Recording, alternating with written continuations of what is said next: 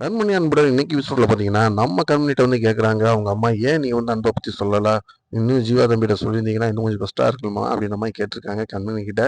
கண்மணி ஒரே வார்த்தையில சொல்லிட்டாங்க, "பணம் தான் இந்த உலகம் அப்படின்னு நினச்சுக்கிட்டு இருக்க. அந்த அன்புகிட்ட போய், நான் என்னோட ஹஸ்பண்ட் தான்னு சொல்லி எந்த முகத்த வச்சுட்டு நான் ரிமூவ் பண்றது? என்னை வீட்ட விட்டு வெளியில போ வந்து எவ்வளோ கேவலமா பேசினாரு. எல்லாம் இந்த காசுக்காக தானா? இதுக்காக அவர நான் ஹஸ்பண்டுன்னு எப்படி சொல்ல முடியும்? இனிமேல் அவர பத்தி நீங்க வீட்லயோ, இல்ல ஜீவாட்டயோ சொல்ல ஆரம்பிச்சீங்கன்னா, கண்டிப்பா இந்த இடத்த விட்டுட்டு நான் வேற இடத்துக்கு வேலைக்கு போயிருவேன்." அப்படின்ட்டு சொல்லிர்றாங்க. எல்லாருமே ரொம்ப அமைதியாயிறாங்க. நம்மளுக்கு நம்மளோட பிள்ளை தான் முக்கியம். வாழ்க்கைய நம்ம அப்புறம் பார்த்துக்கலாம் அப்படின்ற ஐடியாவுல அவங்க இருக்காங்க. ஸோ காப்பிய கொண்டு போய் குடுக்கும்போது, ஜீவா வந்து கண்மணிய பத்தி ரொம்ப பெருமையாவே பேசுறாரு அன்புகிட்ட. அன்பு எல்லாத்தையும் கேட்டுக்கிறாரு. ஆனா ரொம்ப சைலன்ட்டா இருக்காரு. எத பத்தியுமே அவர் எக்ஸ்பிளைன் பண்ணல. அதுக்கப்புறம் பார்த்தீங்கன்னா, கண்மணிகிட்ட வந்து நம்ம அன்ப பத்தி ரொம்ப வந்து அழகா எக்ஸ்பிளைன் பண்ணிக்கிட்டு இருக்காரு.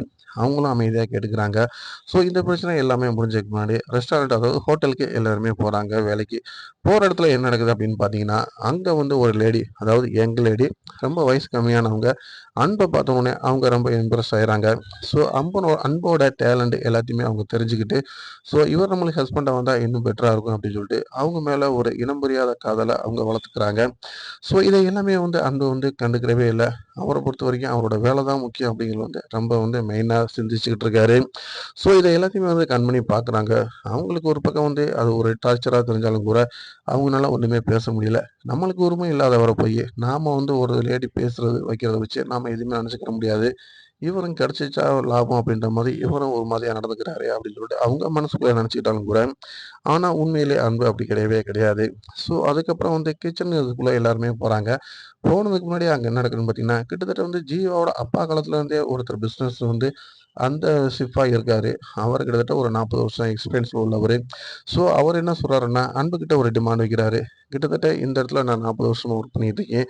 ஸோ நேத்து வந்ததுக்குள்ள நீங்க வந்து இது எல்லாமே தலையிட்டு, எல்லாமே தலைகீழா ஆத்திர முடியாது.